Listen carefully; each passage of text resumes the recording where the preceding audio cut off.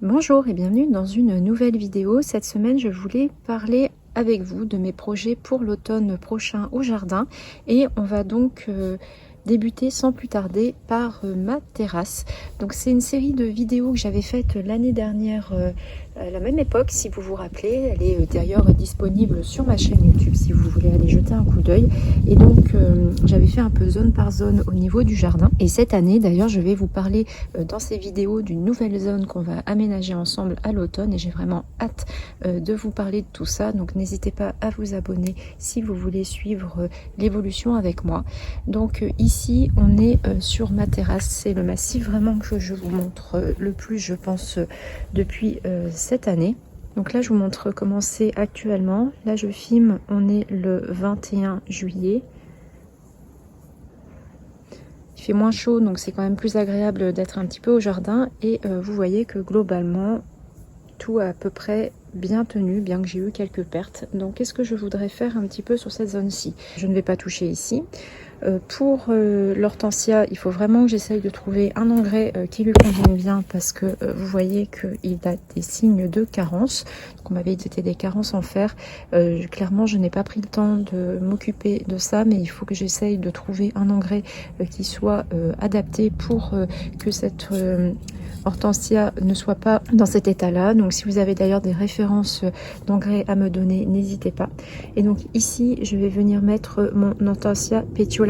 C'est un hortensia qui était initialement un petit peu plus dans le fond du massif, que j'ai déplacé à un autre endroit à l'automne dernier et qui ne s'est pas clairement plu à ce nouvel emplacement. C'est donc l'emplacement que je lui réserve pour l'année prochaine. Je me dis que c'est la zone qui est la plus à l'ombre sur ma terrasse, donc j'espère que ça lui conviendra.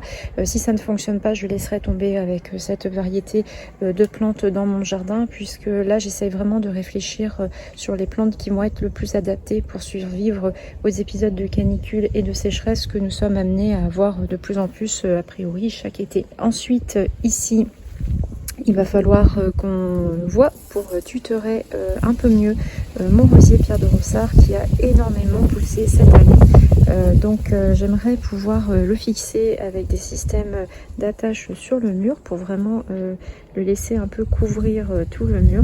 C'était très joli quand il avait fleuri en début de printemps. Donc voilà, j'aimerais vraiment pouvoir le mettre en valeur ici.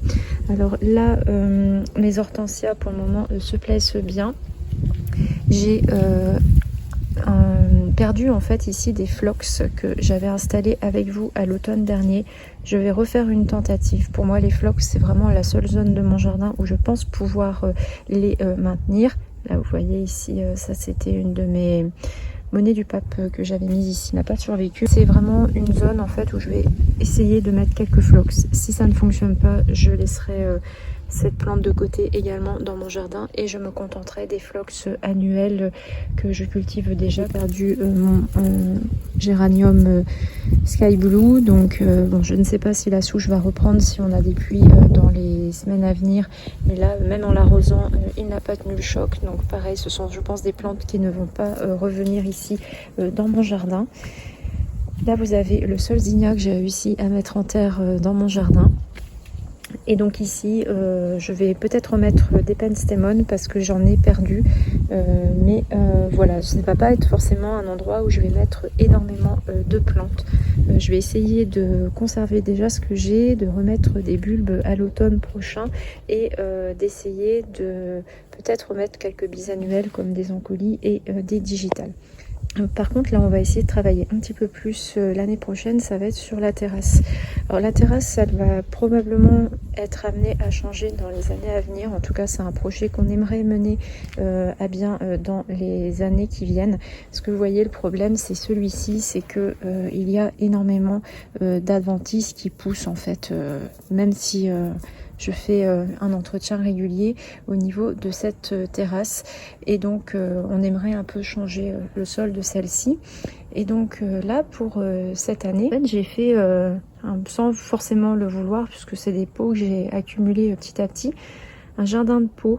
et finalement c'est quelque chose que j'aime bien. Donc j'aimerais en fait avoir des pots un peu de taille et de hauteur différentes. J'aimerais faire comme j'ai commencé ici un jardin un petit peu d'aromates avec de la menthe, peut-être de la ciboulette, du romarin, enfin avoir quelque chose qui soit près de la cuisine et avoir également un jardin de fleurs. Et donc pour moi finalement je me rends compte qu'avec les chaleurs et la sécheresse qu'on a en ce moment, avoir des annuels en pot comme ici avec mes zinnias, bah déjà ça me procure beaucoup de plaisir puisque je sais que je peux les voir de ma maison, c'est-à-dire de mon salon ou de ma cuisine, puisque la terrasse elle est visible de ces deux pièces, alors que tout ce qui est plus dans le fond du jardin, je n'en profite pas.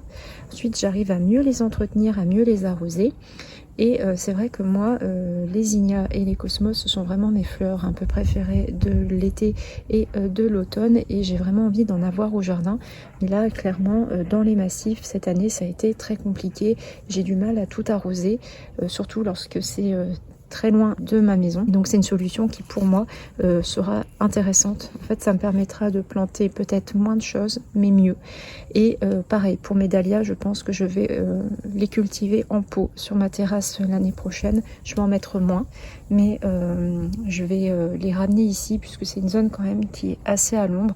Les cultiver en pot, ça me permettra peut-être aussi de les déplacer sur des zones où j'ai envie d'avoir des fleurs, parce que là tout ce que j'ai mis en terre dans le massif qui était au fond, que je vous montre avec la sauge, ça a complètement brûlé avec le soleil, donc j'ai perdu pas mal de variétés, dont la rhubarbe and custard que j'étais pourtant impatiente de voir fleurir, parce que j'avais ce projet cette année de récupérer mes graines et de les cultiver l'année prochaine, donc ça ne sera pas possible je pense pour moi cette année, mais voilà, je vais faire quelques petits ajustements l'année prochaine concernant cette zone-ci. Alors après là vous voyez, vous avez ce massif ici que finalement je ne vous montre jamais, tout simplement parce que c'est un massif qui est, comme vous le voyez, envahi par le liseron et par le muguet, et finalement les plantes qu'on essaye d'installer ne se développe pas correctement. Lorsqu'on va reprendre un petit peu la terrasse, on va certainement refaire en fait ce massif-ci. Donc pour l'instant, je ne fais pas de plantation sur cette zone, mais on verra plus tard lorsque ce projet sera commencé. Et après, toujours dans l'optique de profiter un petit peu plus de ma terrasse, j'aimerais y installer un mini bassin. Donc je vais vous montrer des vidéos que j'ai prises chez ma mère qui a créé un petit bassin dans une bassine. Et c'est vrai que c'est quelque chose que j'aimerais bien mettre ici au niveau de la terrasse. C'était un petit peu mes réflexions pour cette année concernant cette zone-ci du jardin. N'hésitez pas à me dire en commentaire si vous avez des idées de plantes à me suggérer qui pourraient convenir sur ma terrasse. Et moi je vous dis à très bientôt dans une prochaine vidéo.